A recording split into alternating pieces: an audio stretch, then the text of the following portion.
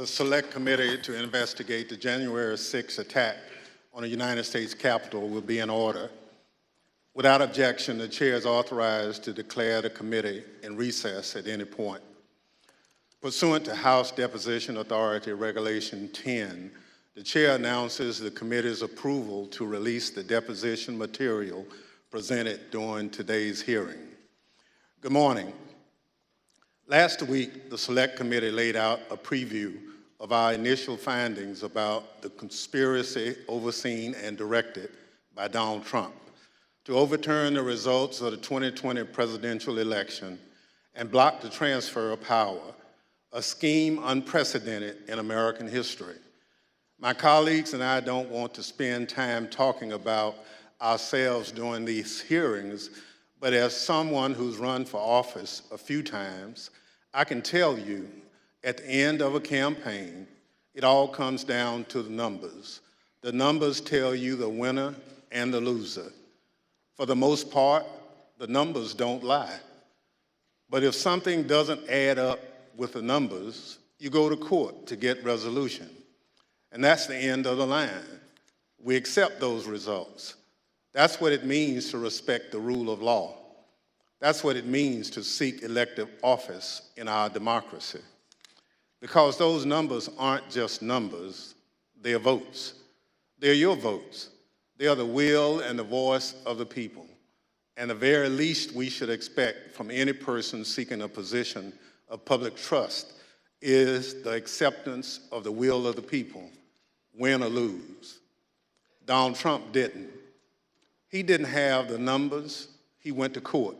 He still didn't have the numbers, he lost. But he betrayed the trust of the American people. He ignored the will of the voters. He lied to his supporters and the country. And he tried to remain in office after the people had voted him out, and the courts upheld the will of the people.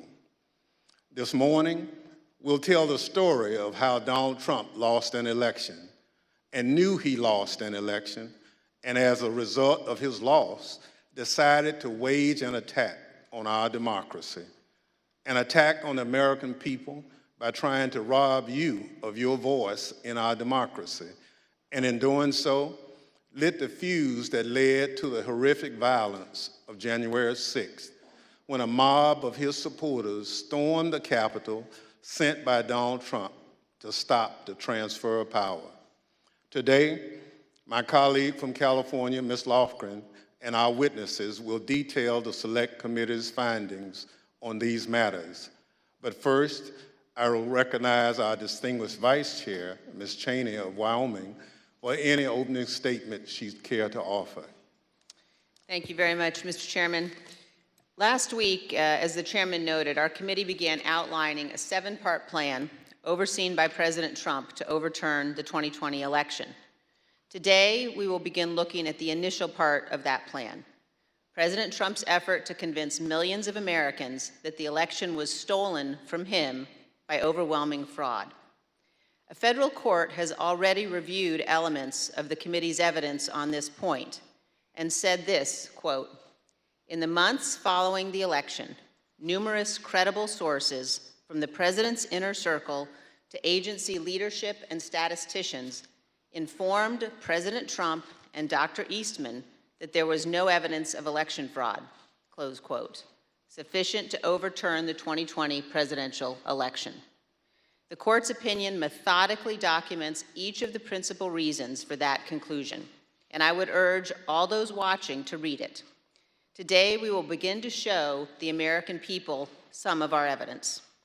Today, you will hear much more from former Attorney General Bill Barr's recorded testimony, and you will hear each of the principal reasons for that conclusion, and I would urge all those watching to read it.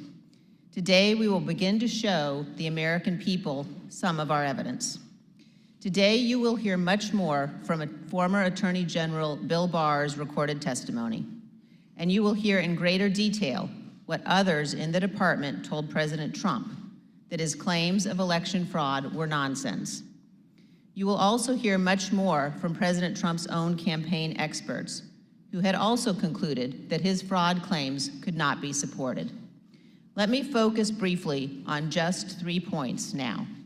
First, you will hear firsthand testimony that the president's campaign advisors urged him to await the counting of votes and not to declare victory on election night.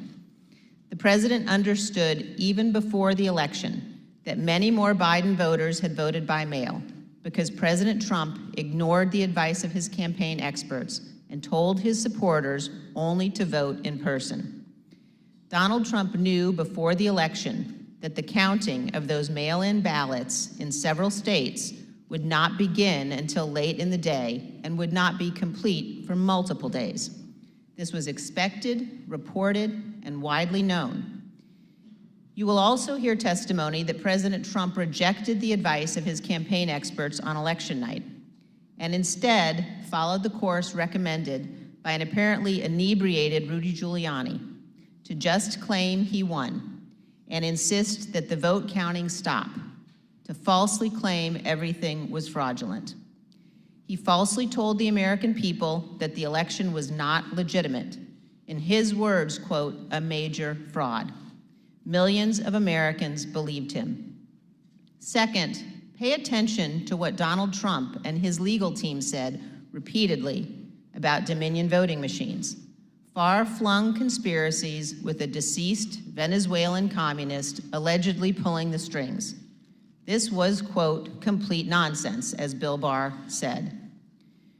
President Trump's own campaign advisors, his Department of Justice, and his cybersecurity experts all told him the same thing. Here, for example, is White House lawyer Eric Hirschman. His view was shared by many of the Trump team whom we interviewed. I thought the Dominion stuff was, I never saw any evidence whatsoever to sustain those allegations.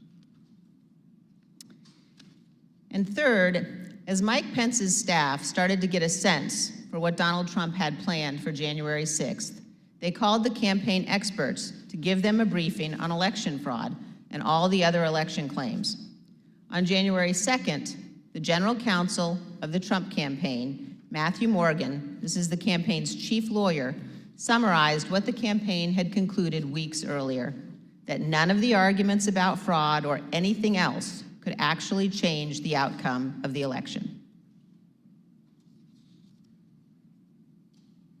Generally discussed on that topic was whether the fraud, maladministration, abuse, or irregularities, if aggregated and read most favorably to the campaign, would that be outcome determinative? And I think everyone's assessment in the room, at least amongst the staff, Mark Short, myself, and Greg Jacob, was that it was not sufficient to be outcome determinative. As is obvious, this was before the attack on the Capitol. The Trump campaign legal team knew there was no legitimate argument, fraud, irregularities, or anything to overturn the election. And yet President Trump went ahead with his plans for January 6th anyway. Mr. Chairman, hundreds of our countrymen have faced criminal charges. Many are serving criminal sentences because they believed what Donald Trump said about the election, and they acted on it. They came to Washington, D.C. at his request. They marched on the Capitol at his request. And hundreds of them besieged and invaded the building at the heart of our constitutional republic. As one conservative editorial board put it recently, quote, Mr. Trump betrayed his supporters by conning them on January 6th, and he is still doing it. Another conservative editorial board that has long supported President Trump said last week, Donald Trump, quote, won't stop insisting that 2020 was stolen, even though he has offered no proof that that is true. And this, Donald Trump now, quote, clings to more fantastical theories, such as Dinesh D'Souza's debunked 2,000 mules, even as recounts in Arizona, Georgia, and Wisconsin confirm Trump lost. Those are the correct conclusions to draw from the evidence gathered by this committee. We have much more evidence to show the American people on this point than we can reasonably show in one hearing. But today, we will begin. Thank you, Mr. Chairman. I yield back. Without objection, the chair recognizes the gentlewoman from California, Ms. Lofgren, for an opening statement. Well, thank you, Mr. Chairman. In our opening hearing, we gave an overview of our investigation into the January 6th attack. The plot to overthrow the election was complex and had many parts, which we'll explore in remaining hearings. But today, we examine the false narrative that the 2020 election was, quote, stolen. Former President Trump's plan to overturn the election relied on a sustained effort to deceive millions of Americans with knowingly false claims of election fraud. All elements of the plot relied on convincing his supporters about these false claims. Today, we'll demonstrate the 2020 election was not stolen. The American people elected President Joe Biden. We'll present evidence that Mr. Trump's claims of election fraud were false, that he and his closest advisors knew those claims were false, but they continued to peddle them anyway, right up until the moments before a mob of Trump supporters attacked the Capitol. We'll also show that the Trump campaign used these false claims of election fraud to raise hundreds of millions of dollars from supporters who were told their donations were for the legal fight in the courts. But the Trump campaign didn't use the money for that. The big lie was also a big ripoff. The former president laid the groundwork for these false claims well in advance of the election. As early as April 2020, Mr. Trump claimed that the only way he could lose an election would be as a result of fraud. You know the things with bundling and all of the things that are happening with votes by mail, where thousands of votes are gathered, and I'm not going to say which party does it, but thousands of votes are gathered and they come in and they're dumped in a location, and then all of a sudden you lose elections that you think you're going to win. The only way we're going to lose this election is if the election is rigged. Remember that. It's the only way we're going to lose this election. This is going to be a fraud like you've never seen. Did you see what's going on? Take a look at West Virginia, mailmen selling the ballots. They're being sold. They're being dumped in rivers. This is a horrible thing for our country. This is not going to end well. Mr. Trump decided even before the election that regardless of the facts and the truth, if he lost the election, he would claim it was rigged. Mr. Trump was right about one thing. It did not end well. On election night, Mr. Trump claimed even before the votes were counted that his loss was a result of fraud. Now, Thursday, we had testimony from Attorney General Barr about the Department of Justice investigation of Mr. Trump's fraud claims. Barr told Trump directly that his claims were BS.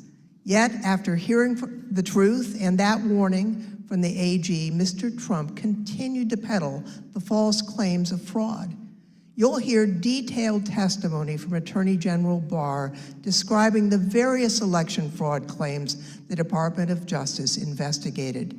He'll tell you how he told Mr. Trump repeatedly that there was no merit to those claims. Mr. Barr will tell us that Mr. Trump's election night claims of fraud were made without regard to the truth and before it was even possible to look for evidence of fraud.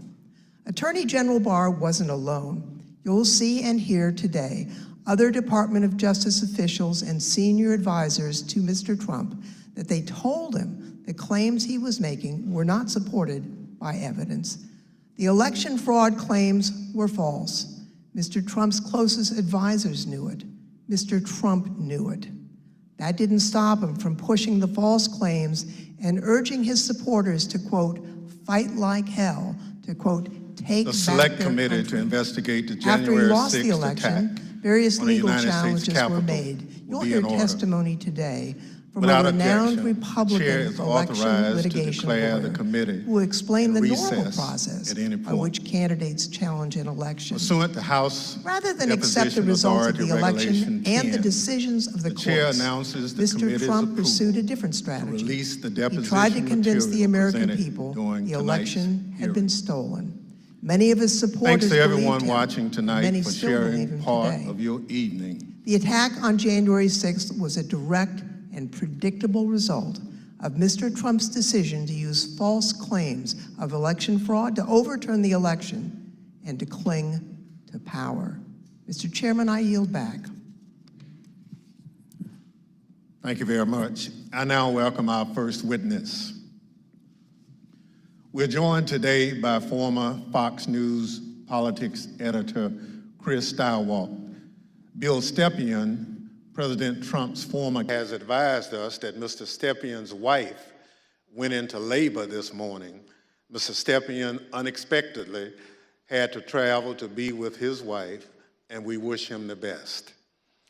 Due to the depth and rigor of our investigation, we have several hours of Mr. Stepien's testimony from when we interviewed him in February, and we will be presenting that testimony today. I'll now swear in our witness. The witness will please stand and raise his right hand. Do you swear or affirm under penalty of perjury that the testimony you're about to give is the truth, the whole truth, and nothing but the truth, so help you God? Thank you. You may be seated. Let the record reflect the witness answered in the affirmative. I now recognize myself for questions. I want to start by showing a video that tells the story of what was going on in the Trump White House on election night in November of 2020. Let the record reflect the witness answered in the affirmative. I now recognize myself for questions. I want to start by showing a video that tells the story of what was going on in the Trump White House on election night in November of 2020. Do you remember where you were on the night of the election, November the 3rd? I was at the White House. You know where specifically over the course of that night you spent your time within the White House? There was an event that was organized in the residence, so I moved between the residence, a room sort of off the residence where some family members were. I take it the president was upstairs in the residence. He was upstairs. We were kind of on the first floor, so not upstairs. We were with, mostly with Ivanka and her brothers and a couple other people who'd be coming in and out. Can you just describe the atmosphere? What were people expecting that night when you got to the White House? I think that there was, typically for people who show up there on election night, it's going to be a self-select, more positive environment. I think people were a little bit nervous, not knowing what was going to happen with the red wave or the red mirage as the debate was being carried out. The Fox News Decision Desk is calling Arizona for Joe Biden. That is a big get for the Biden campaign. Arizona's called. Do you remember that? I do. What do you remember happening where you were when Arizona was called? There was surprise at the call. Who was surprised? Most everyone in the room. Were you being one of them? Yes. Did that shift the atmosphere or the attitude in the White House? Completely. How so? Can you describe that? Because Fox News was the first one to go out and say that. So was it anger kind of directed towards Fox News for making a call more so than like disappointment that maybe the campaign lost Arizona? All the above. So both anger and disappointment? Both disappointment with Fox and concern that maybe our data or our numbers weren't accurate. Were you in the White House residence during the sort of past midnight into the early morning hours of November 4th? Yes, oh sure, it went over beyond midnight, yes. Do you remember Rudy Giuliani being at the White House on election night and into the early hours the next morning? I do. What do you remember about when he came? He was, I had heard that he was upstairs, in that aforementioned reception area. And he was looking to talk to the president. And it was suggested instead that he come talk to several of us down off the map room. You said that you had heard that Mr. Giuliani wanted to talk to the president and then he was directed your way. Did you end up talking to Mr. Giuliani when he was directed your way? I did. What was that conversation? A lot of conversations were directed my way. A few of us, myself, Jason Miller, Justin Clark, and Mark Meadows, gathered in a room off the map room to listen to whatever Rudy presumably wanted to say to the president. Was there anyone in that conversation who, in your observation, had too much to drink? Like Mayor Giuliani. Tell me more about that. What was your observation about his potential intoxication during that discussion about what the president should say when he's addressed the nation on election night? And the mayor was definitely intoxicated, but I do not know his level of intoxication when he spoke with the president, for example. Were you part of any discussions with the people I mentioned, Mr. Stepien, Mr. Meadows, or anyone else, about whether the president should make any sort of speech on election night? I mean, I spoke to the president. They may have been present, but President spoke to the president several times that night. There were suggestions by, I believe it was Mayor Giuliani, to go and declare victory and say that we won it outright. It was far too early to be making any calls like that. Ballots were still being counted. Ballots were still going to be counted for days. And it was far too early to be making any proclamation like that.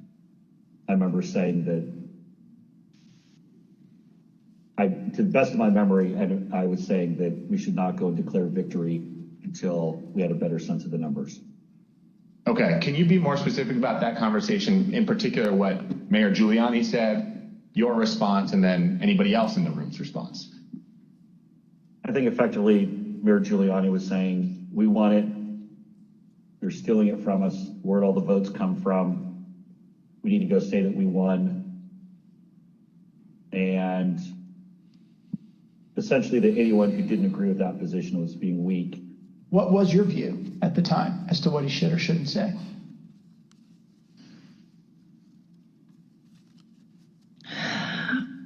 I don't know that I had a firm view as to what he should say in that circumstance. The results were still being counted. It was becoming clear that the race would not be called on election night. My belief, my recommendation was to say that votes were still being counted. It's too early to tell, too early to call the race, but we proud of the race we ran, and we think we're in good position, and we'll have more to say about this the next day or the next day whenever we had something to say. And did anybody who was a part of that conversation disagree with your message? Yes. Who was that? The president disagreed with that. I don't recall the particular words. He thought I was wrong. He told me so, and that they were gonna go he was gonna go in a different direction. This is a fraud on the American public. This is an embarrassment to our country. We were getting ready to win this election. Frankly, we did win this election. We did win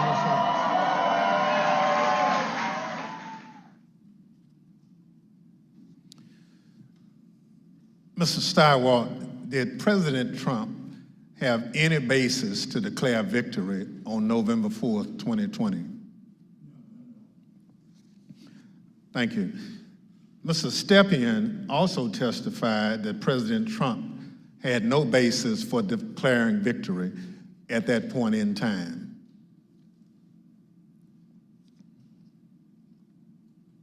My belief, my recommendation was to say that votes were still being counted. It's too early to tell, too early to call the race, but you know, we proud of the race we ran, and we, you know, think we're in good position, and we'll have more to say about this, you know, the next day or the next day, whenever we had something to say. Thank you.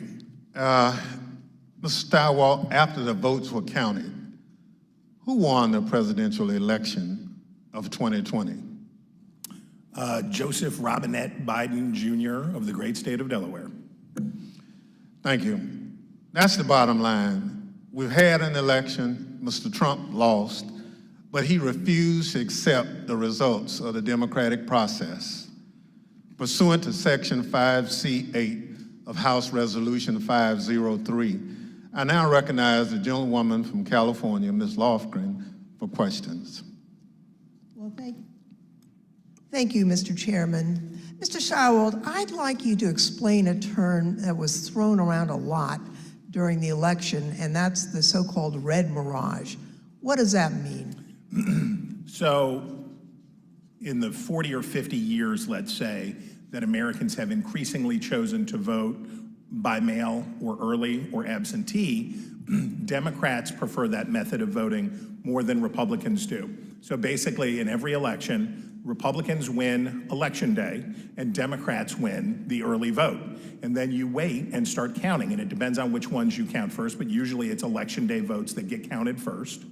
And you see the Republicans shoot ahead, and then the process of bailing and binding and unbinding all those mail-in votes.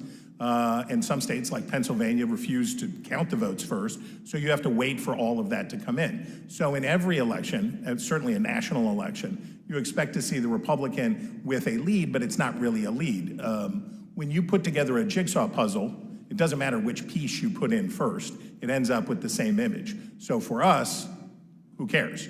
But that's because no candidate had ever tried to avail themselves of this quirk in the election counting system. We had gone to pains, and I'm proud of the pains we went to make sure that we were informing viewers that this was going to happen, because the Trump campaign and the president had made it clear that they were going to try to exploit this anomaly, and we knew it was going to be bigger because the percentage of early votes was higher, right? We went from about 45% of the votes being early and absentee to, because of the pandemic, that increased by about 50%. So we knew it would be longer, we knew it would be more. So we wanted to keep telling viewers, hey, look, the number that you see here is sort of irrelevant because it's only a small percentage of these votes.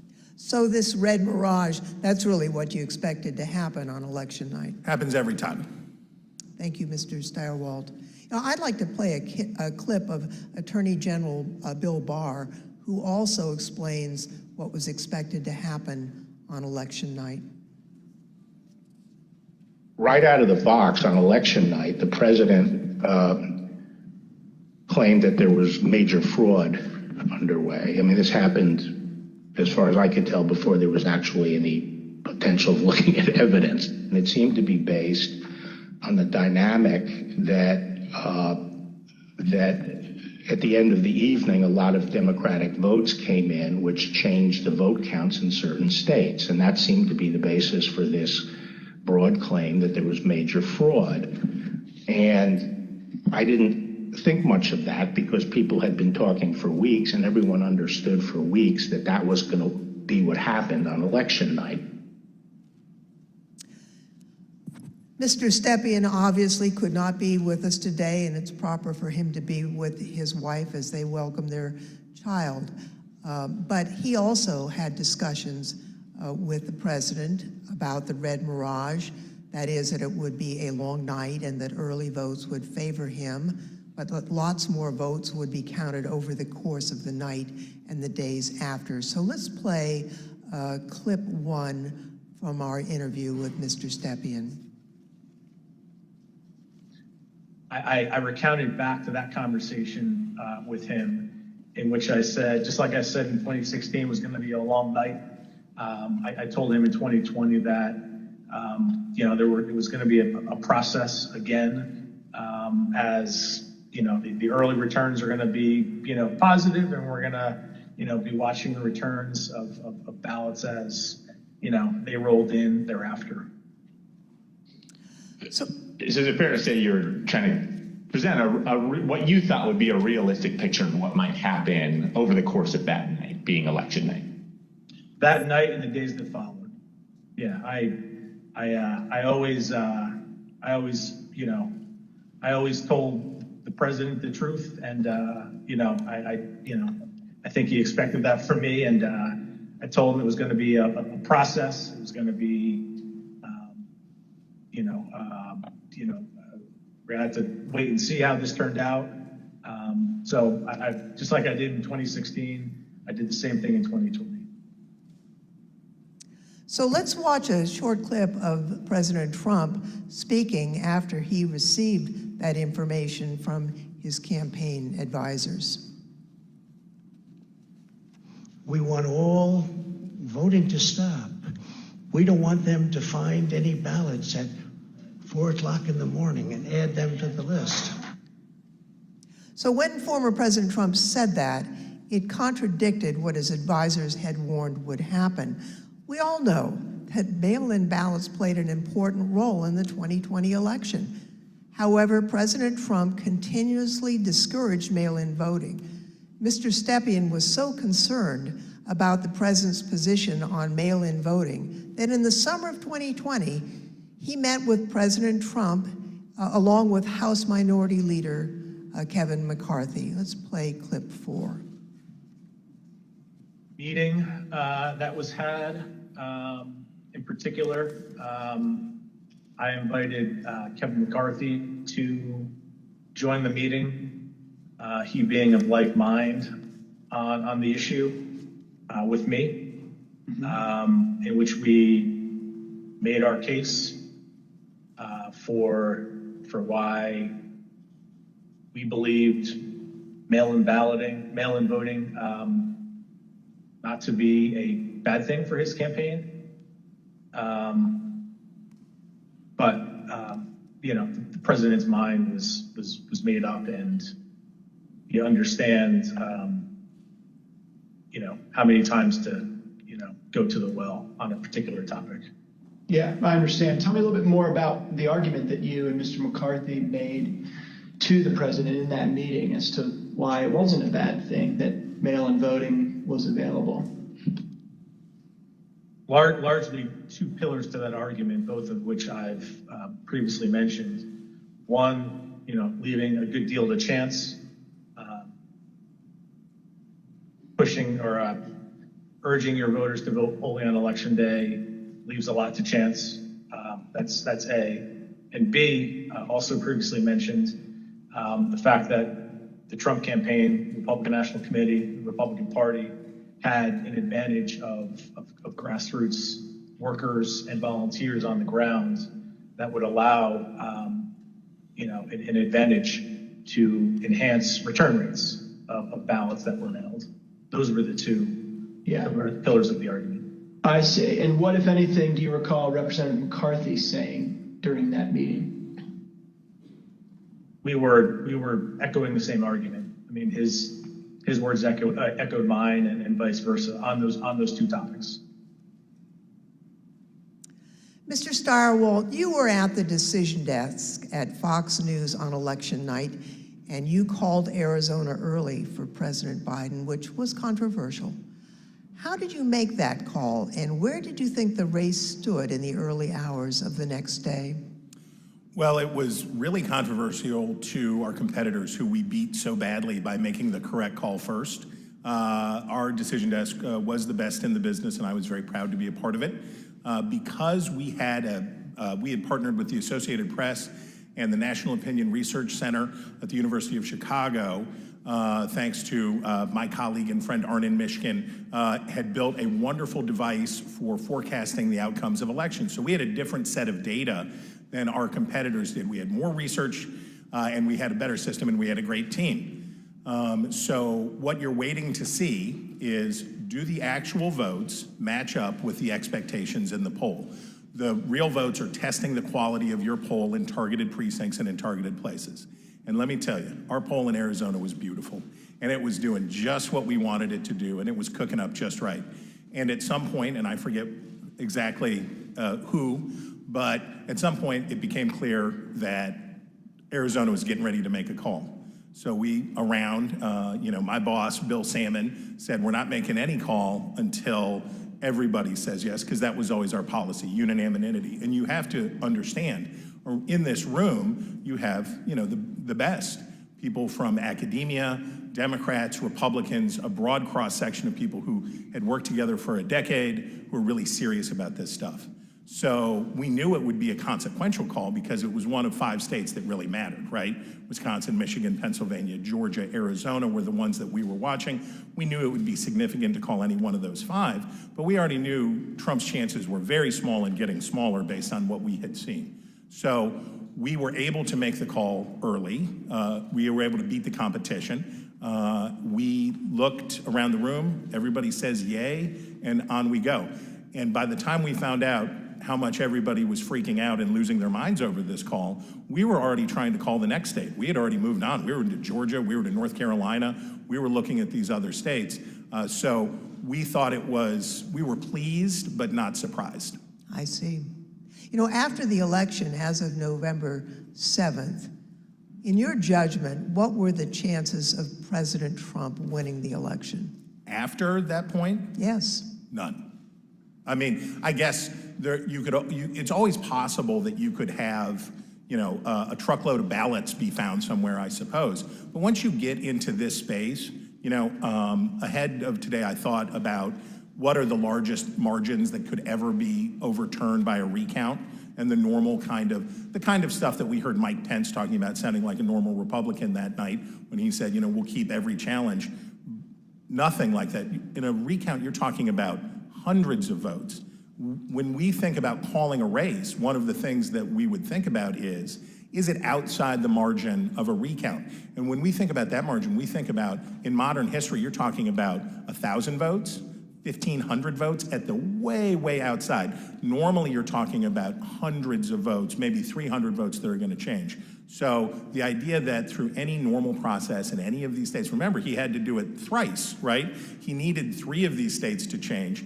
And in order to do that, I mean, you're at an infant. You're better off to play the Powerball than to have that come in. On November 7th, the other major news outlets called the race for President Biden. Now, Mr. Stepien told the committee that he thought the odds were, and this is a quote, very, very, very bleak, and held a meeting with the president that same day. Let's show clip 8. Video clip 8. I mean, with each day that wore on, I mean, the trajectory of the race on election night, Trump ahead in many states, and as that week wore on, as the 3rd became the 4th, became the 5th, and so on and so forth, and the vote by mail ballots were tabulated, Trump's lead, grew more narrow, and in some places, Biden surpassed, Trump in the vote totals. So as the week wore on, as we paid attention to those numbers multiple times a day, internally, I was feeling less confident for sure. What was your view on the state of the election at that point? Very, very, very bleak.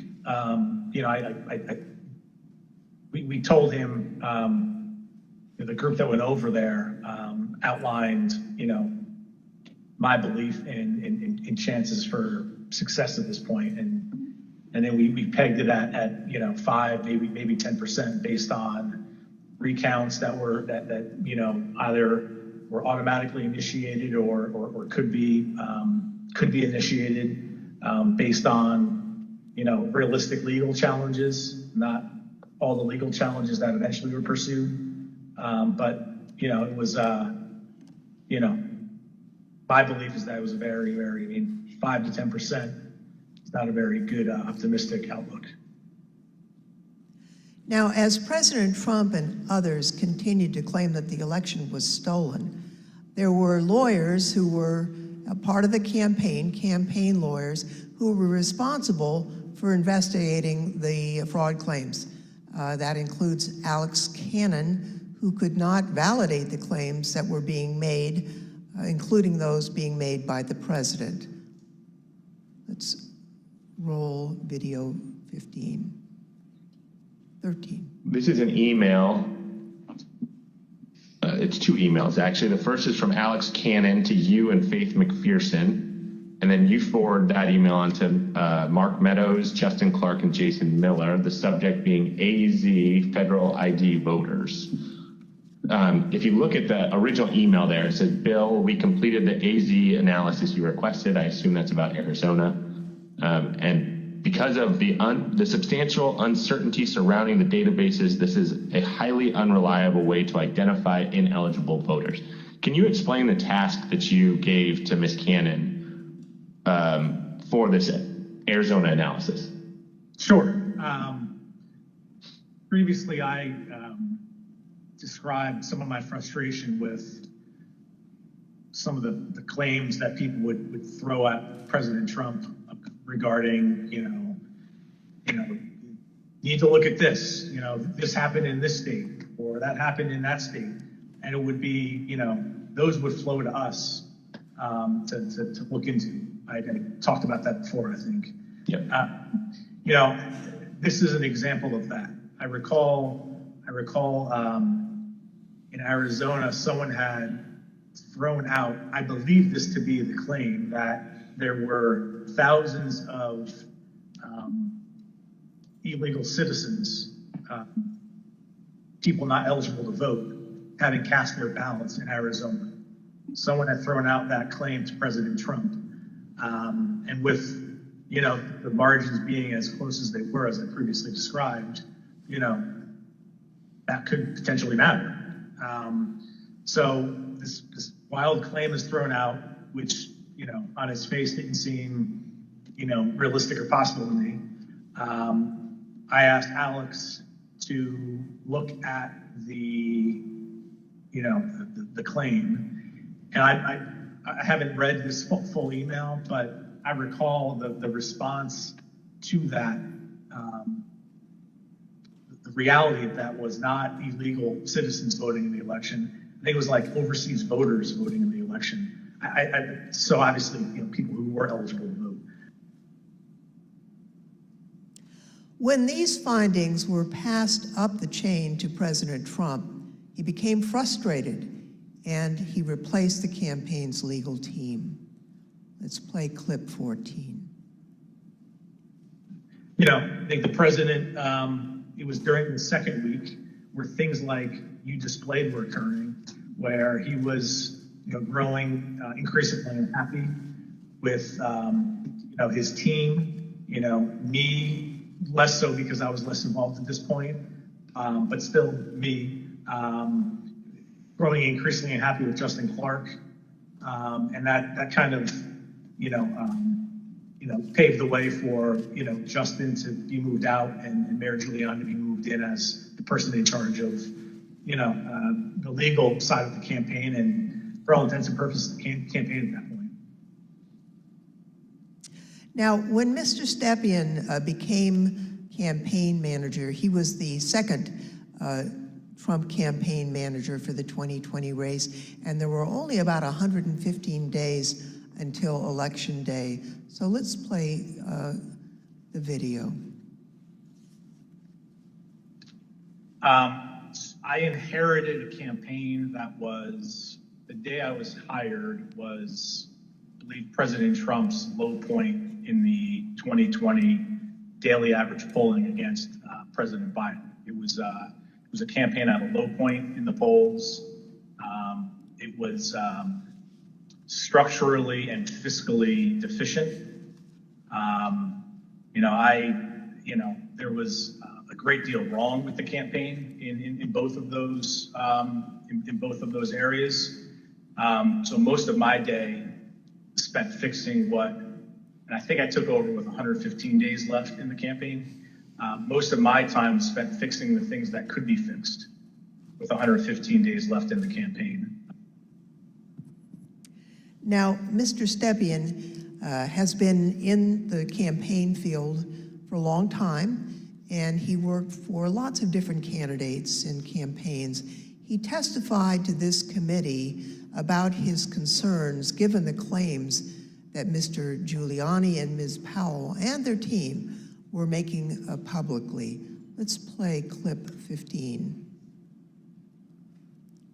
Okay, and was it important for you, Mr. Stepien, to sort of pull back just for your own professional reputation? You didn't want to be associated with some of what you were hearing from the Giuliani team and others that sort of stepped in the wake of your departure? I didn't mind being categorized. There were two groups of, we called them kind of my team and Rudy's team. I didn't mind being characterized as being part of Team Normal, as reporters, kind of started to do around that point in time.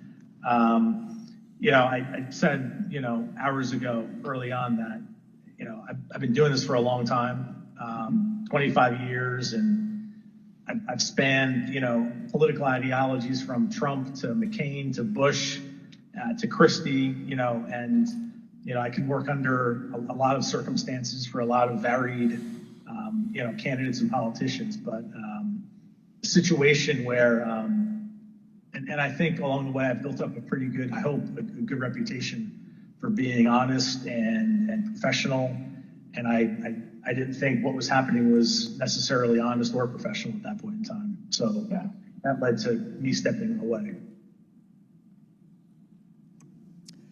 So the president did get rid of Team Normal, and I'd like to play a clip showing that the president found the people he needed to perpetuate his claims of fraud. They saw a big truck bringing in 100,000 ballots in garbage cans, in waste paper baskets, in cardboard boxes, and in shopping baskets. And every single one of them was for Biden because they were being notified by Smartmatic in Frankfurt that Biden was way behind and they better come up with a lot more ballots. And we can prove every single thing I just said. If you gave me the paper ballots, I could probably turn around each one of these states. I'm absolutely convinced if you let me examine each one of those ballots, I'd pull out enough that were fraudulent that it would shake the hell out of the country.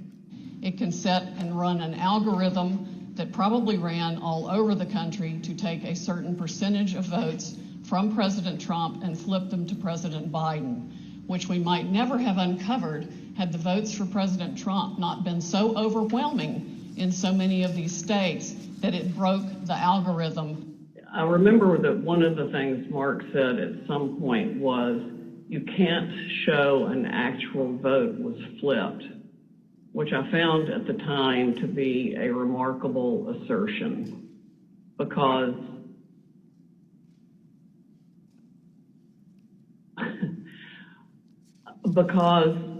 you don't have to have the gun to see the body lying on the floor bleeding out with 5 bullet holes in it was killed by a gun. What they were proposing, I thought was nuts. And the theory was also completely nuts, right? I mean, it was a combination of Italians, the Germans. I mean, different things have been floating around as to who was involved. Remember Hugo Chavez and the Venezuelan. She has an affidavit from somebody who says they wrote a software in and something with the Philippines and just all over the radar.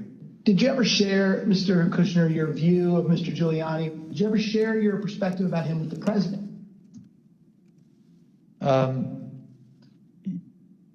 I guess Yes. Tell me what you said. Basically, not the approach I would take if I was you. Okay. And how did he react? How did President Trump react when you shared that view with him? We said, I have confidence in Rudy. I think I had conversations with probably all of our council who were signed up to assist on election day as they disengaged with the campaign. The general consensus was that law firms were not comfortable making the arguments that Rudy Giuliani was making publicly. I seem to recall that I had a similar conversation with most all of them. I made it clear I did not agree with the idea of saying the election was stolen and putting out this stuff, which I told the president was bullshit. And, I didn't want to be a part of it, and that's one of the reasons that went into me deciding to leave when I did. Even Sidney Powell, defending herself in a defamation lawsuit brought by Dominion Voting Systems, argued that, quote, no reasonable person would conclude that her statements were truly statements of fact. Mr. Chairman, I yield back. I thank the witness for joining us today. The first panel is now dismissed.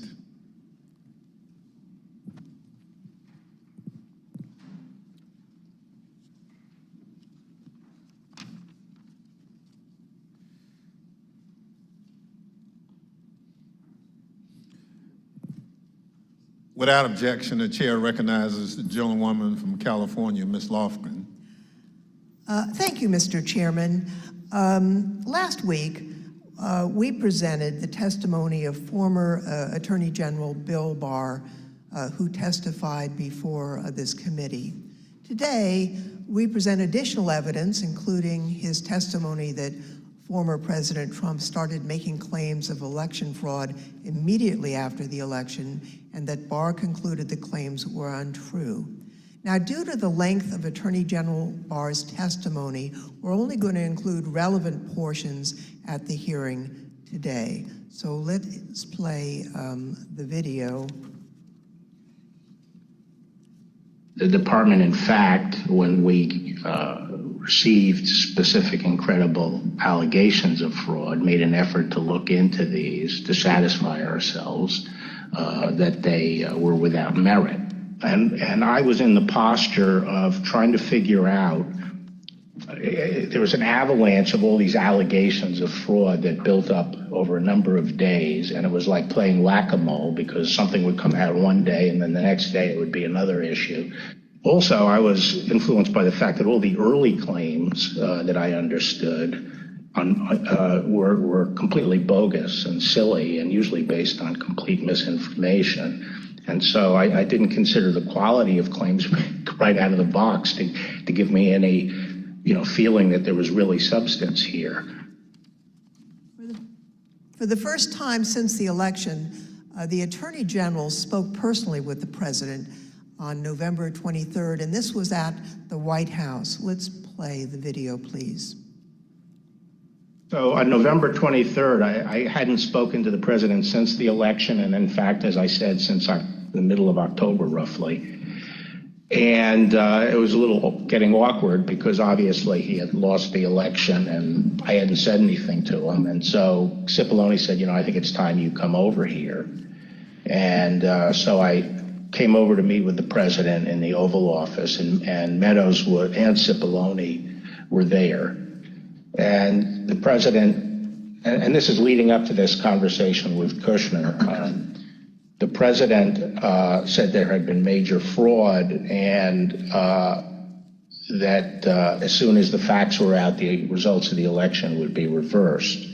And he went on this for quite a while, as he's prone to do. And then he got to something that I was expecting, which is to say that apparently the Department of Justice doesn't think that it has a role of looking into these fraud claims. So I said, that has to be the campaign that raises that with the state. The department doesn't take sides in elections, and the department is not an extension of your legal team. And our role is to investigate fraud, and we'll look at something if it's specific, credible, and could have affected the outcome of the election, and we're doing that, and it's just not.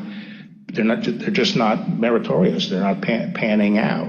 And as I walked out of the Oval Office, Jared was there with Dan Scavino, who ran the president's social media, and who I thought was a reasonable guy and believe is a reasonable guy. And I said, how long is he going to carry on with this stolen election stuff? Where's this going to go? And by that time, Meadows had caught up with me and leaving the office and caught up with me and said that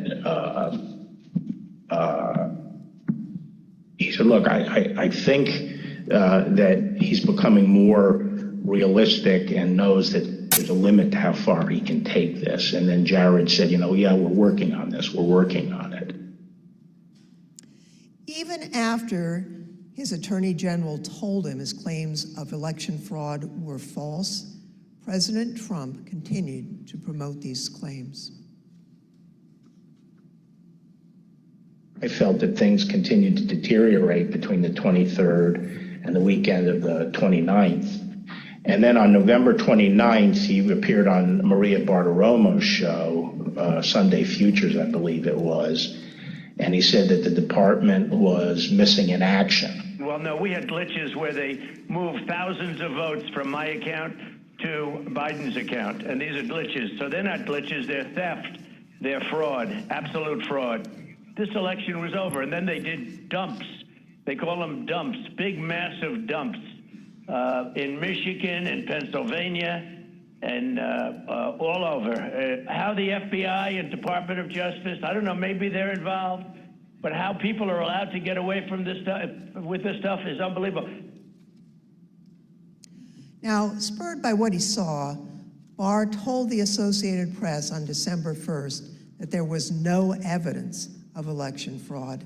And immediately after Attorney General Barr's statement went public, Mr. Trump berated and he nearly fired Barr. But Barr persisted in telling the president that there was no evidence to support the fraud claims.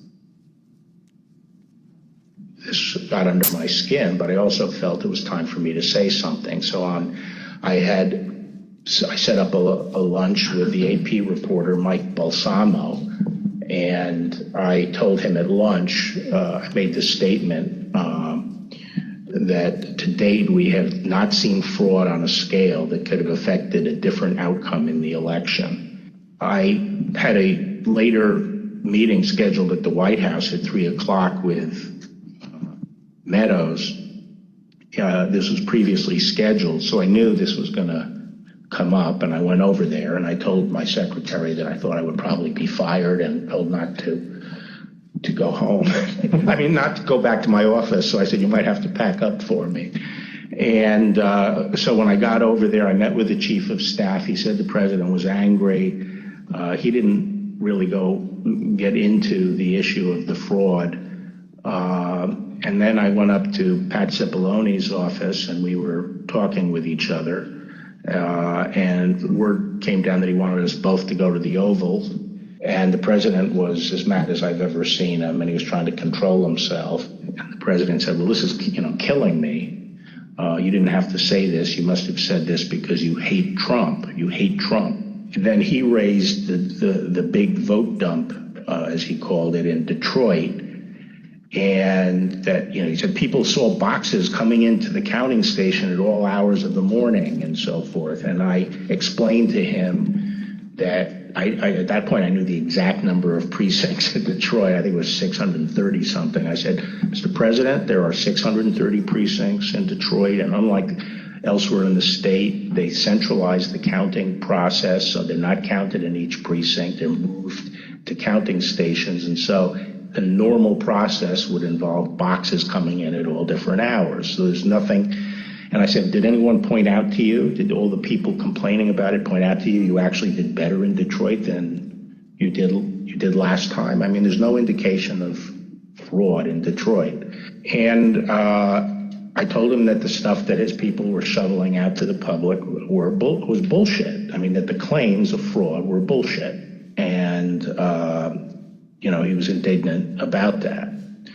And I reiterated that they'd wasted a whole month on these claims on the Dominion voting machines, and they were idiotic claims. And I specifically raised the Dominion voting machines, which I found to be among the most disturbing allegations. Disturbing in the sense that I saw absolutely zero basis for the allegations, but they were made in such a sensational way that they obviously were influencing a lot of people, members of the public, that there was this systemic corruption in the system and that their votes didn't count and that these machines controlled by somebody else were actually determining it, which was complete nonsense.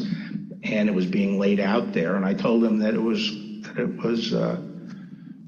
crazy stuff and they were wasting their time on that. And it was doing a grave disservice to the country. Okay, so the very next day, the president released a video rehashing some of the very same claims that his chief law enforcement officer had told him were, quote, nonsense. Here's an example. This is Michigan. At 6:31 in the morning, a vote dump of 149,772 votes came in unexpectedly.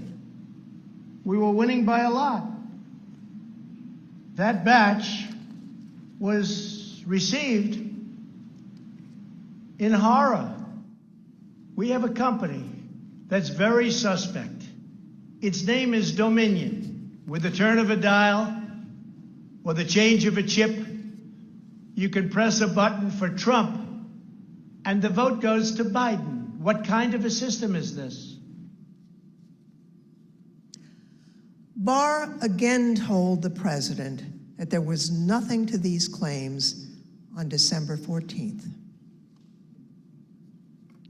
When I walked in, sat down, he went off on a monologue saying that there was now definitive evidence involving fraud through the Dominion machines, and a report had been prepared by a very reputable cybersecurity firm, which he identified as Allied Security Operations Group, and he held up the report, and then he asked that a copy of it be made for me. And while a copy was being made, he said, this is absolute proof that the Dominion machines were rigged. The report means that I'm going to have a second term. And then he gave me a copy of the report. And as he talked more and more about it, I sat there flipping through the report and looking through it. And to be frank, it looked very amateurish to me. Didn't have the credentials of the people involved, but I didn't see any real qualifications. And the statements were made very conclusory, like, these machines were designed to, engage in fraud or something to that effect, but I didn't see any supporting information for it. And I was somewhat demoralized because I thought, boy, if he really believes this stuff, he has, lost contact with he's become detached from reality if he really believes this stuff. On the other hand, when I went into this and would, tell him how crazy some of these allegations were, there was never an indication of interest in what the actual facts were. In my opinion then, and my opinion now, is that the election was not stolen by fraud. And I haven't seen anything since the election that changes my mind on that, including the 2000 Mules movie. Well, maybe you can assess that 2,000 Mules, and people are talking about that. Well, I mean, just in a nutshell, I just think that the GBI was unimpressed with it, and I was similarly unimpressed with it because I think I I was holding my fire on that to see what the photographic evidence was, because I thought, well, hell, if they have a lot of photographs of the same person dumping a lot of ballots in different boxes, you know, that's hard to explain.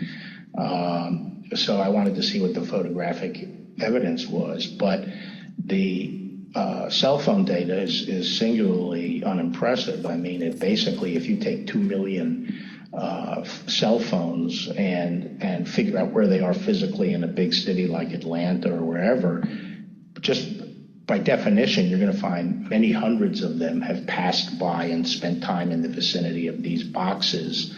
And the premise that, if you go by a box, 5 boxes or whatever it was, that's a mule is just indefensible. It by definition, you're going to have hundreds of this. I mean, I saw one contractor said, we figured out that our truck alone would account for 6 cell phone signals. This was some kind of contractor, and our route would take us by these things on a regular basis. So but then when the movie came out, I think the photographic evidence in it was completely I mean, there was a little bit of it, but it was lacking. It didn't establish widespread illegal harvesting. The other thing is people don't understand is that it's not clear that even if you can show harvesting, that changes the results of the election. The courts are not going to throw out votes and then figure out what votes were harvested and throw them out. It's still the burden on the challenging party to show that illegal votes were cast. Votes were the result of undue influence or bribes, or there was really, the person was non compos mentis. But absent that evidence, I just didn't see courts throwing out votes anyway. I felt that before the election, it was possible to talk sense to the president. And while you sometimes had to engage in, a big wrestling match with him, that it was possible to keep things on track. But I felt that after the election, he didn't seem to be listening, and I didn't think it was, that I was inclined not to stay around if he wasn't listening to advice from me or his other cabinet secretaries. So on December 14th, Barr quit. Now, the Attorney General wasn't the only person who told the president that his claims were false. Other officials and close advisors told him the same thing. Rather than try to address a counterfactual or a hypothetical, let me just say there were instances where the president would say, people are telling me this, or I've heard this, or I saw on television, this impropriety in Atlanta or Pennsylvania or something. And we were in a position to say, our people have already looked at that, and we know that you're getting bad information, that's not correct. It's been demonstrated to be incorrect from our point of view, and been debunked. A month and a half or so after the election day, and at that meeting, various allegations of fraud were discussed, and Eric and Pat didn't,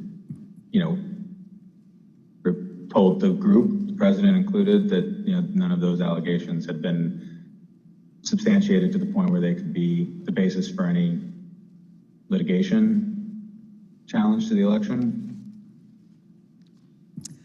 President Trump's own vice president and his top advisors also knew that there wasn't evidence to support the claims that the president was making. Anyone else other than Mr. Meadows who asked you about the status, outside of your legal group, Mr. Morgan and the others you mentioned, anyone else who asked you the status of what you were finding in your assessment of it? Yes, sir. Who's that? Peter Navarro. When did you talk to Mr. Navarro? Mid-November. Around the same time as Mr. Meadows? Yes, sir. And tell me about that conversation. I recall him asking me questions about Dominion and maybe some other categories of allegations of voter fraud. And I remember telling him that I didn't believe the Dominion allegations because I thought the hand recount in Georgia would resolve any issues with the technology problem and with Dominion or Dominion flipping votes. And I mentioned at that time that the CISA, Chris Krebs, had recently released a report saying that the election was secure. And I believe Mr. Navarro accused me of being an agent of the deep state working with Chris Krebs against the president. And I never took another phone call from Mr. Navarro. Anyone else besides Mr. Meadows, Mr. Navarro, Mr. Hirschman that you had discussions with inquiring about what you were finding in your review of the allegations that were pouring in?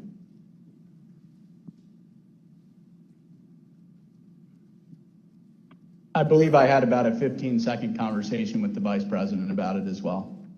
When was that? During one of the visits to the White House. I don't know which one. I think it was the first one in November.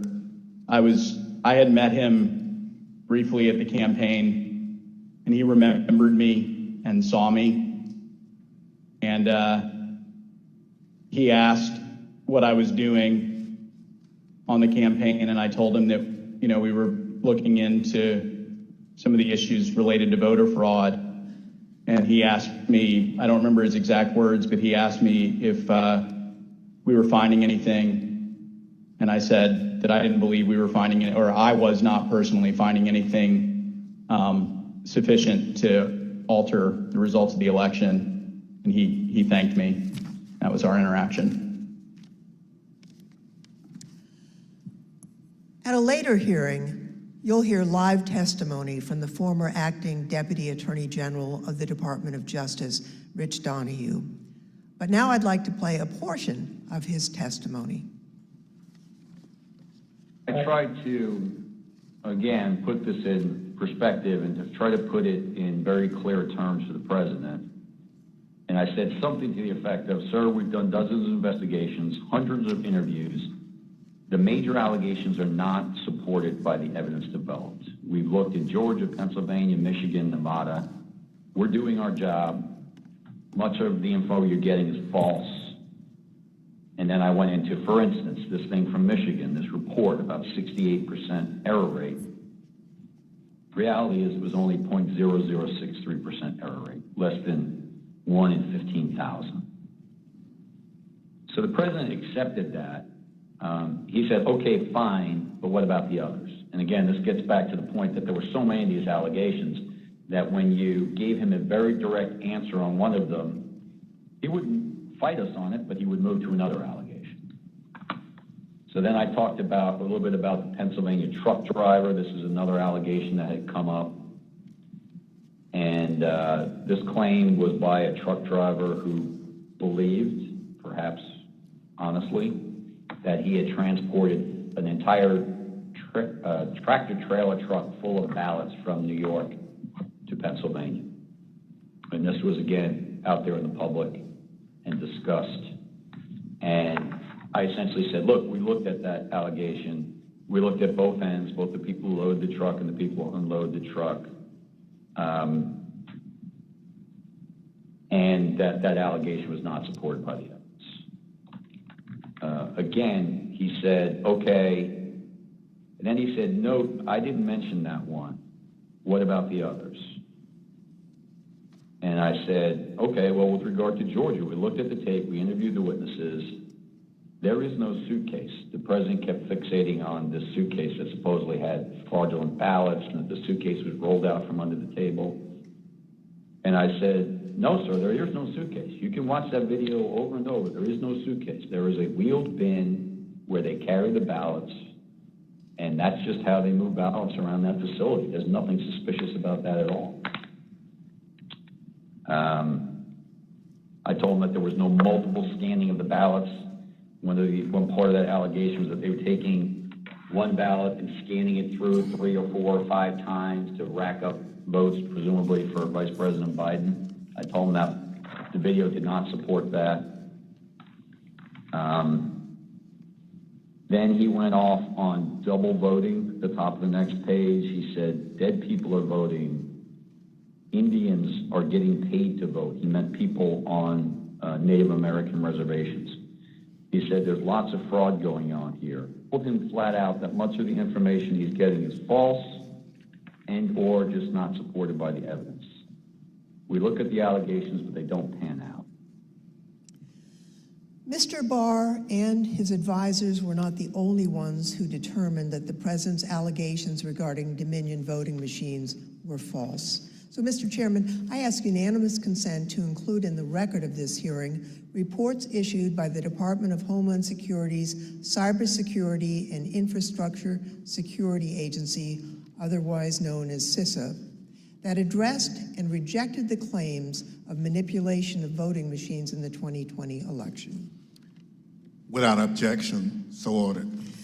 Thank you, Mr. Chairman. I also ask unanimous consent to include in the record a report prepared by the Michigan Senate Oversight Committee that disproved claims of election fraud in Michigan, as well as a statement by 59 of the country's leading election security scientists, noting the absence of any credible evidence that the 2020 election had been altered through technical compromise, and 5 other reports from organizations and individuals confirming there was no widespread fraud in the 2020 election or describing the spread of the former president's lies.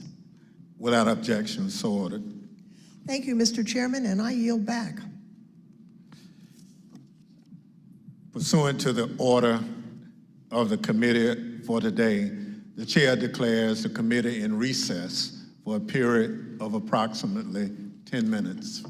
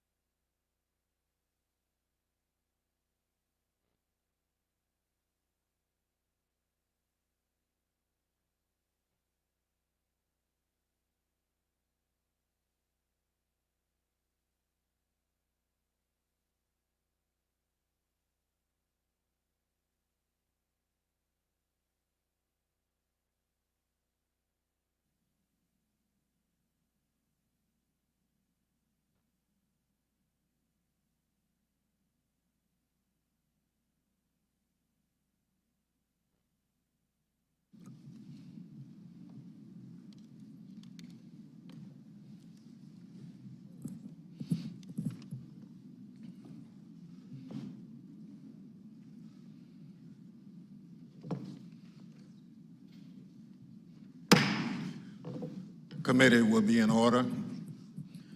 I now welcome our second panel of witnesses. We're joined today by B.J. Pack, Al Smith, and Ben Ginsberg. Mr. Pack is the former United States Attorney for the Northern District of Georgia. Mr. Smith is a former city commissioner for the city of Philadelphia, where he served for more than 10 years.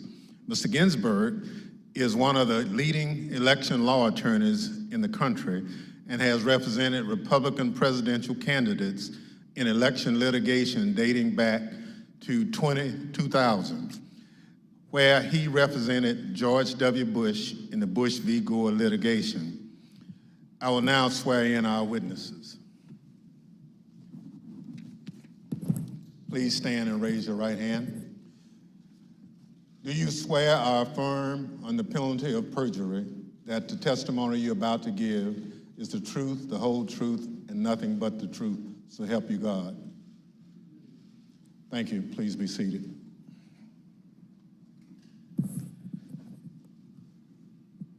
Let the record reflect the witnesses answered in the affirmative. Pursuant to Section 5C8 of House Resolution 503, I now recognize the gentlewoman from California, Ms. Lofgren, for questions. Thank you, Mr. Chairman. Before the break, I think you all heard Mr. Barr and Mr. Donahue talk about the false claims that Mr. Trump and his supporters made about suitcases of fake ballots in Georgia. We have a witness here today who thoroughly investigated that issue. Mr. Pack, I want to thank you for appearing before us today. You were appointed by President Trump to serve as a U.S. Attorney for the Northern District of Georgia, and you served from 2017 until January of 2021. You were the lead federal prosecutor there and worked for the Department of Justice under then Attorney General Bill Barr. Now, were you ever asked by Attorney General Barr to investigate claims of voter fraud in the 2020 election? And if so, what were those claims? Thank you, Congressman Lofgren. Thank you for the question. Approximately December 4th, I believe, of 2020, Attorney General Barr and I had a conversation about an unrelated case to the case at issue. At the end of the conversation, Mr. Barr had asked me if I had seen a certain videotape that was being reported in the news where Mr. Giuliani, in a Senate subcommittee hearing that was held the day before, May 3rd, showed a videotape of a purportedly a security tape at the State Farm Arena in Atlanta, which is also in Fulton County in the city of Atlanta. Yes. At the time, Mr. Barr asked me that he had made a public statement that he had not seen any widespread election fraud that would question the outcome of the election. And because of the videotape and the serious allegation that Mr. Giuliani was making with respect to the suitcase full of ballots purported in the video, he asked me to find out what I could about it, because he had envisioned that in some days after our call that he was going to go to the White House for a meeting, and then that issue might come up. He asked me to make it a priority to get to the bottom of, to try to substantiate the allegation made by Mr. Giuliani. Thank you. I understand the Georgia Secretary of State's office investigated those State Farm Arena allegations and didn't find any evidence of fraud. What did you find when your office conducted its own investigation? We found that the suitcase full of ballots, the alleged black suitcase that was being seen pulled from under the table, was actually an official lockbox where ballots were kept safe. We found out that there was a mistake in terms of his misunderstanding that they were done counting ballots or tallying ballots for the night, and the partisan watchers that was assigned by each of the respective parties were announced to send home. But once they realized the mistake, someone from the Secretary of State's office had indicated that, no, we're not done for the night. You need to go ahead and continue counting. So once they packed up the lockbox full of ballots, they brought back the official ballot box again and continue to tally the ballots from the lockbox. Unfortunately, during the Senate hearing, Mr. Giuliani only played a clip that showed them pulling out the official ballot box from under the table and referring to that as a smoking gun of fraud in Fulton County. But in actuality, in review of the entire video, it showed that that was actually an official ballot box that was kept underneath the tables. And then we saw them pack up because of the announcement that they thought they were done for the night. And then once the announcement was made that you should continue counting, they brought the ballot box out and they continued to count. The FBI interviewed the individuals that are depicted in the videos that purportedly were double, triple counting of the ballots, and determined that nothing irregular happened in the counting, and the allegations made by Mr. Giuliani were false. Thank you very much. I'd like to play again a testimony from Mr. Donahue, who appeared before the committee before today. Mr. Donahue, we talked at some length about whether or not the White House or the president was informed about the Antrim report. On the results of the investigations, the interviews that had gone on Fulton County, how would those results have been communicated to the White House, to the president? I don't know how they were initially communicated. I do know that they came up in subsequent conversations with the president, and Dag Rose and I essentially told him, we looked into that, and it's just not true. Okay, so he was informed. I told the president myself that several times in several conversations, that these allegations about ballots being smuggled in a suitcase and run through the machine several times, it was not true. That we looked at the video, we interviewed the witnesses, it was not true. Mr. Pack, after you left the U.S. Attorney's Office on January 4th, 2021, did the next U.S. Attorney there, I think Mr. Trump's personal pick, Bobby Christine, did he investigate any remaining claims of fraud? And if so, did he find any evidence that supported the president's claims of voter fraud? It is my understanding that Mr. Christine continued any investigations that were pending at the time of my departure, but he was unable to find any evidence of fraud that affected the outcome of the election. So after investigating the president's and Mr. Giuliani's claims about voter fraud in Georgia, is it your view today that there was no evidence of widespread fraud sufficient to undermine confidence in the outcome of the election in Georgia? That is correct. Thank you, Mr. Pack. And I want to thank you also for the service that you've given to our country. We appreciate that. Next, I'd like to turn to President Trump's false allegations about election integrity in Philadelphia. The Attorney General discussed these allegations at some length. You know, the idea, the president has repeatedly suggested that there was some kind of outpouring of unexpected votes in inner city areas like Philadelphia. As recently as January 13th, when he walked off the NPR set, he was asked by the interviewer, what's your evidence of fraud? And he said more people voted in Philadelphia than there were voters. And that was absolute rubbish. The turnout in Philadelphia was in line with the state's turnout. And in fact, it was not as impressive as many suburban counties. And there was nothing strange about the Philadelphia turnout. It wasn't like there was all these unexpected votes that came out in Philadelphia. So, I think once you actually look at the votes, and then there's an obvious explanation. For example, in Pennsylvania, Trump ran weaker than the Republican ticket generally. He ran weaker than two of the state candidates. He ran weaker than the congressional delegation running for federal Congress, and he ran weaker than the Republican, I think. I haven't looked at this recently, but he generally was a weak element on the Republican ticket. So that does not suggest that the election was stolen by fraud. How about Pennsylvania and Bill McSwain? We were talking to the U.S. Attorney in Philadelphia about an alleged discrepancy between the number of absentee ballots issued and the number of ballots cast. Right. So that was one of the big ones for a period of time. I think that was raised at Gettysburg by Giuliani or something like that, but it kept on being repeated, and I found it annoying because it didn't seem that it was right. So I called McSwain, and he got back to me. He said, no, the problem is that Mastriano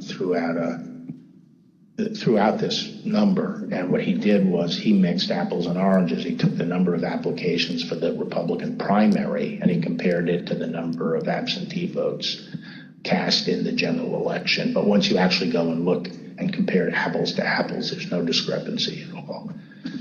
And that's one of the, I think at some point I covered that with the president. We have another witness here today who has detailed knowledge about the election process in Philadelphia. Mr. Schmidt, at the time of the 2020 presidential election, you were serving as the only Republican member of Philadelphia's 3-member city commission, which is responsible for overseeing elections throughout the city. Is that correct? That's correct, Congressperson. So President Trump made numerous claims regarding fraudulent voting practices in Philadelphia, including the claim that dead people were voting. In fact, Mr. Giuliani told Pennsylvania state legislators that 8,000 dead people voted in Pennsylvania. You investigated those claims of voter fraud. Can you tell us what you found? Not only was there not evidence of 8,000 dead voters voting in Pennsylvania, there wasn't evidence of 8. We took seriously every case that was referred to us, no matter how fantastical, no matter how absurd, and took every one of those seriously, including these. As it turns out, even Mr. Trump's campaign lawyers knew that the dead voter claims weren't valid. I guess the crooks in Philadelphia are disappointed in this. They only submitted 8,021 ballots from dead people, mail-in ballots for dead people.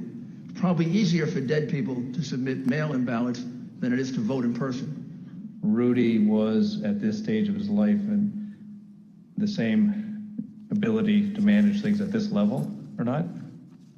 And obviously, I think Bernie Kerik publicly said it. They never proved the allegations that they were making, and they were trying to develop. Mr. Schmidt, on November 11th, 2020, President Trump tweeted about you, saying, and here's a quote, "A guy named Al Schmidt, a Philadelphia commissioner and so-called Republican, or rhino, is being used big time by the fake news media to explain how honest things were with respect to the election in Philadelphia. He refuses to look at a mountain of corruption, dishonesty. We win." As a result of that tweet and the CNN interview you gave where you stated the dead voter claims in Pennsylvania were false, you and your staff were subjected to disturbing threats. Can you tell us about that? The threats prior to that tweet, and on some level it feels almost silly to talk about a tweet, but we can really see the impact that they have, because prior to that, the threats were pretty general in nature. Corrupt election officials in Philadelphia are going to get what's coming to them. You're what the Second Amendment is for. You're walking into the lion's den, all sorts of things like that. After the president tweeted at me by name, calling me out the way that he did, the threats became much more specific, much more graphic, and included not just me by name, but included members of my family by name, their ages, our address, pictures of our home, just every bit of detail that you could imagine. That was what changed with that tweet. Behind me are redacted threats that you received, that you provided to the committee. Now, we redacted portions of the text to protect your family. Mr. Schmidt, I think I speak for all of my colleagues when I say we are deeply sorry for what you and your loved ones have been through. And I also want to thank you for your service to your country and for standing up for the rule of law. I want to thank both Mr. Pack and Mr. Schmidt for their service, their testimony, and for standing up for the rule of law. Now I'd like to turn to another subject.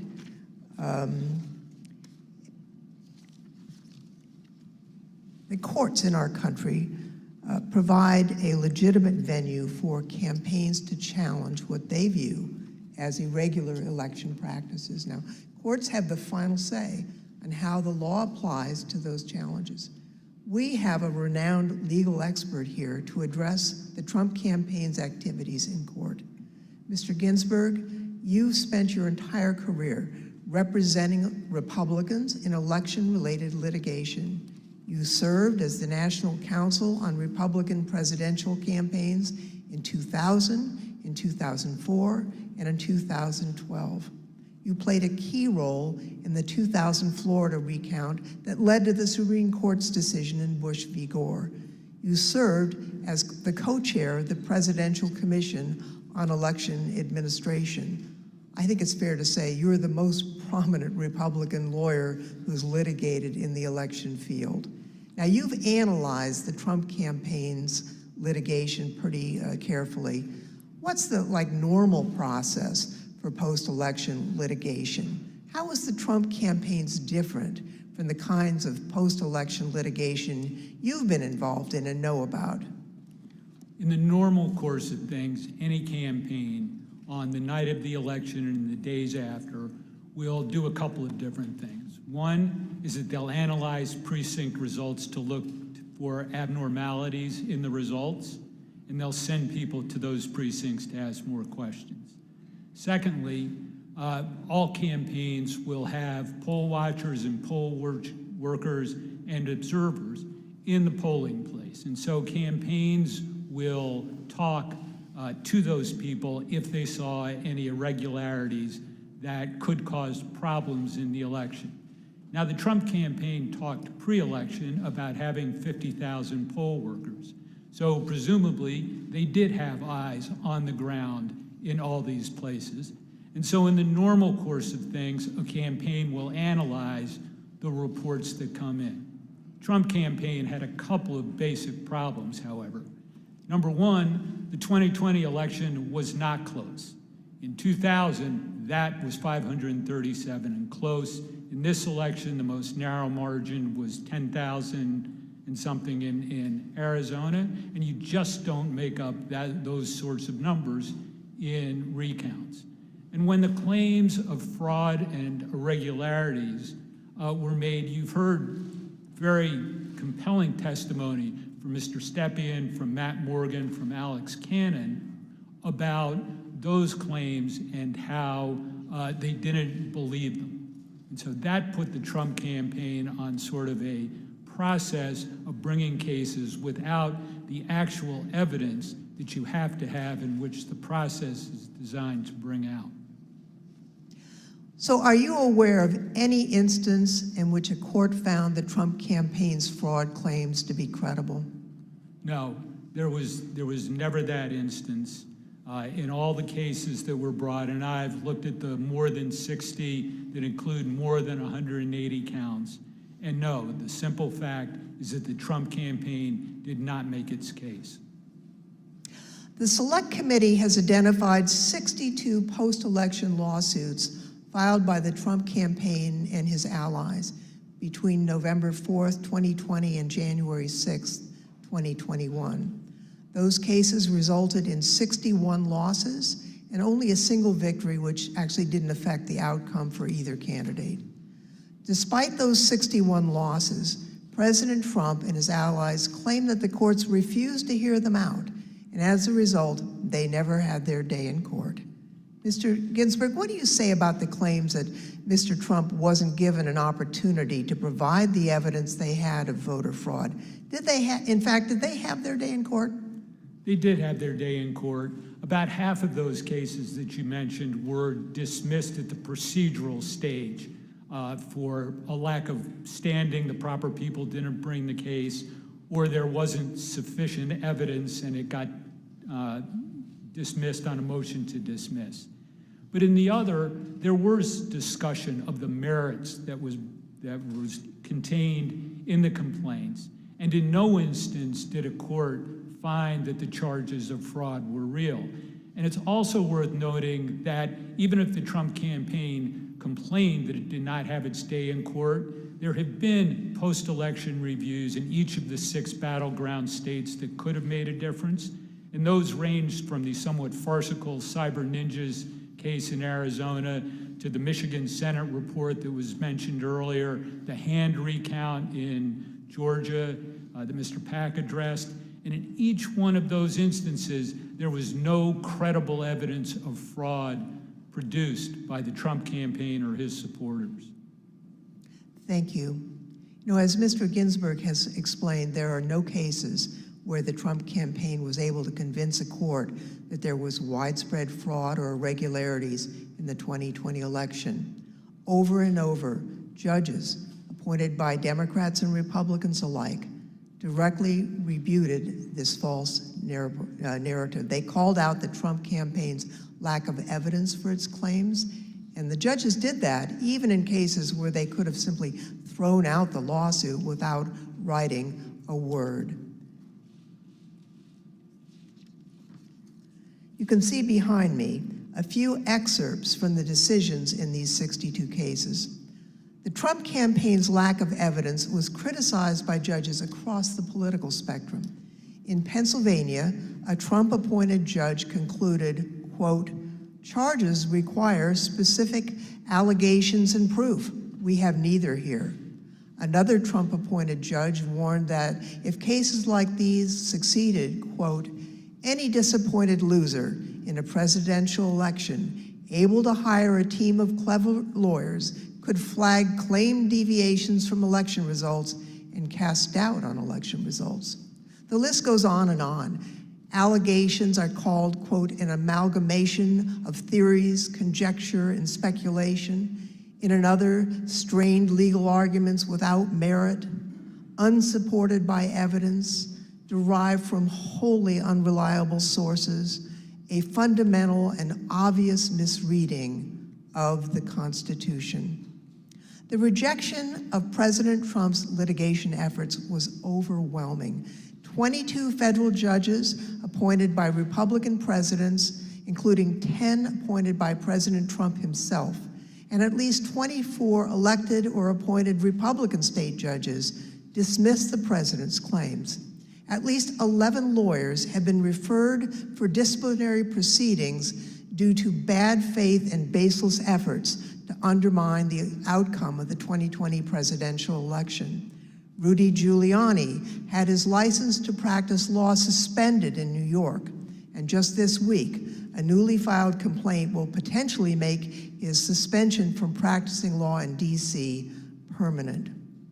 And as we've just heard from perhaps the most preeminent Republican election lawyer in recent history, the Trump campaign's unprecedented effort to overturn its election loss in court was a deeply damaging abuse of the judicial process. As stated by U.S. District Court Judge David Carter, this was, quote, "a coup in search of a legal theory."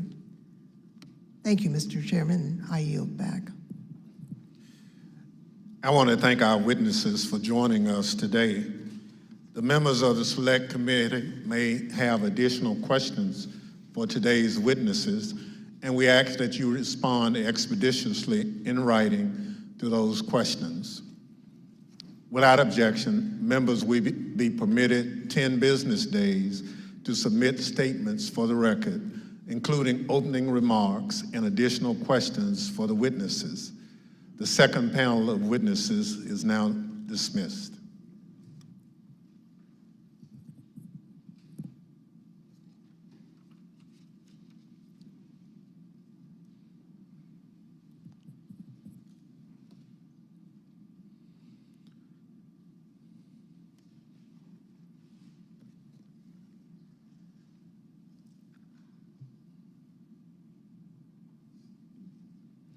Without objection, the chair recognizes the gentlewoman from California, Ms. Lofgren, for a closing statement. Thank you, Mr. Chairman. Now that we understand the litigation efforts by President Trump and his allies, I'd like to present additional actions taken by the Trump campaign during this time. President Trump continued to push the stolen election narrative, even though he and his allies knew that their litigation efforts, making the same claim, had failed.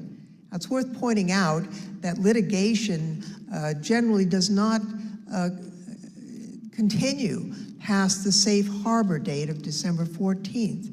But the fact that this litigation went on, well, that decision makes more sense when you consider the Trump campaign's fundraising tactics. Because if the litigation had stopped on December 14th, there would have been no fight to defend the election and no clear path to continue to raise millions of dollars. Mr. Chairman, at this time, I'd ask for unanimous consent to include in the record a video presentation describing how President Trump used the lies he told to raise millions of dollars from the American people. These fundraising schemes were also part of the effort to disseminate the false claims of election fraud. Without objection, so My name is Amanda Wick, and I'm Senior Investigative Counsel with the House Select Committee to investigate the January 6th attack on the United States Capitol. Between Election Day and January 6th, the Trump campaign sent millions of fundraising emails to Trump supporters, sometimes as many as 25 a day. The emails claimed the, quote, left-wing mob was undermining the election, implored supporters to, quote, step up to protect the integrity of the election, and encouraged them to, quote, fight back. But as the Select Committee has demonstrated, the Trump campaign knew these claims of voter fraud were false, yet they continued to barrage small-dollar donors with emails, encouraging them to donate to something called the Official Election Defense Fund. The Select Committee discovered no such fund existed. I don't believe there is actually a fund called the Election Defense Fund. Is it fair to say the Election Defense Fund was another, I think we called it a marketing tactic? Yes. And tell us about these funds as marketing tactics. Just a topic matter where money could potentially go to be, how money could potentially be used. The claims that the election was stolen were so successful, President Trump and his allies raised $250 million, nearly $100 million in the first week after the election. On November 9th, 2020, President Trump created a separate entity called the Save America PAC. Most of the money raised went to this newly created PAC, not to election-related litigation. The Select Committee discovered that the Save America PAC made millions of dollars of contributions to pro-Trump organizations, including $1 million to Trump Chief of Staff Mark Meadows' charitable foundation, $1 million to the America First Policy Institute, a conservative organization which employs several former Trump administration officials, $204,857 to the Trump Hotel Collection, and over $5 million to Event Strategies, Inc., the company that ran President Trump's January 6th rally on the Ellipse. All of us here today do not want to see our election victory stolen by emboldened radical left Democrats, which is what they're doing. The evidence developed by the Select Committee highlights how the Trump campaign aggressively pushed false election claims to fundraise, telling supporters it would be used to fight voter fraud that did not exist. The emails continued through January 6th, even as President Trump spoke on the Ellipse. 30 minutes after the last fundraising email was sent, the Capitol was breached.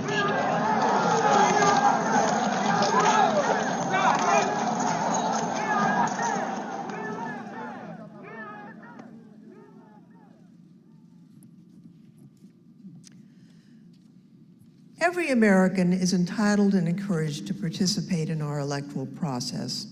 Political fundraising is part of that. Small dollar donors use scarce disposable income to support candidates and causes of their choosing, to make their voices heard. And those donors deserve the truth about what those funds will be used for. Throughout the committee's investigation, we found evidence that the Trump campaign and its surrogates misled donors as to where their funds would go and what they would be used for. So not only was there the big lie, there was the big ripoff. Donors deserve to know where their funds are really going. They deserve better than what President Trump and his team did. Mr. Chairman, I yield back. Without objection, the chair recognizes the gentlewoman from Wyoming, Ms. Cheney, for a closing statement. Thank you very much, Mr. Chairman. Mr. Chairman, I would like to thank all of our witnesses today, and I'd also like to, in particular, wish Mr. Stepien and his family all the best on the arrival of a new baby.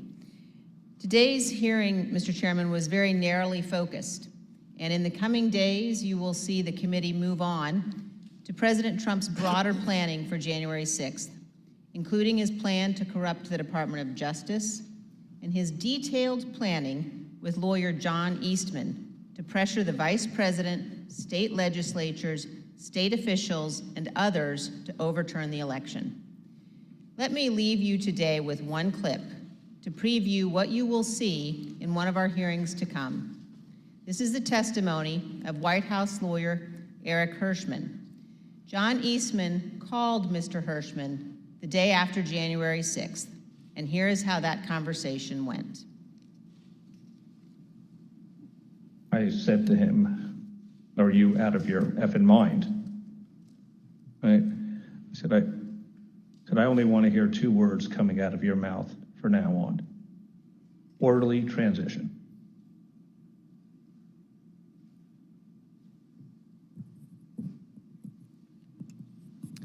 Thank you, Mr. Chairman. I yield back. At the conclusion of last week's hearing, we showed you a video of rioters explaining why they had come to Washington on January 6th. It was because Donald Trump told them to be here. Today, we heard about some of the lies Donald Trump embraced and amplified when it became clear he didn't have the numbers of votes to win the election. We heard about how officials at different levels of government explored claims of fraud and found no evidence, yet the former president continued to repeat those false claims over and over again. Today, we'll end things where we did on Thursday, back on January 6th, hearing words of individuals who wanted to stop the transfer of power. We know they were there because of Donald Trump. Now we hear some of the things they believed. Without objection, I enter into the record a video presentation. I know exactly what's going on right now. Fake election. They think they're gonna fucking cheat us out of our vote and put communist fucking Biden in office. It ain't fucking happening today, buddy. You voted? Yes, sir. How'd it go? Voted early. It went well, except for can't really trust the software. Dominion software all over.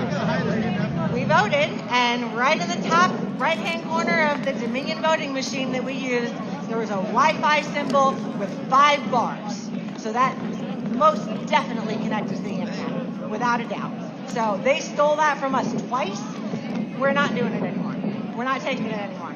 So we're standing up, we're here, and whatever happens, we're not laying down again. I'm from Pennsylvania. It didn't work. It absolutely worked. It didn't work. No. Trust the system. 200,000 people that weren't even registered voted. 430,000 votes disappeared from President Trump's tally. And you can't stand there and tell me that it worked. I don't want to say that what we're doing is right. But if the election's being stolen, what is it going to take?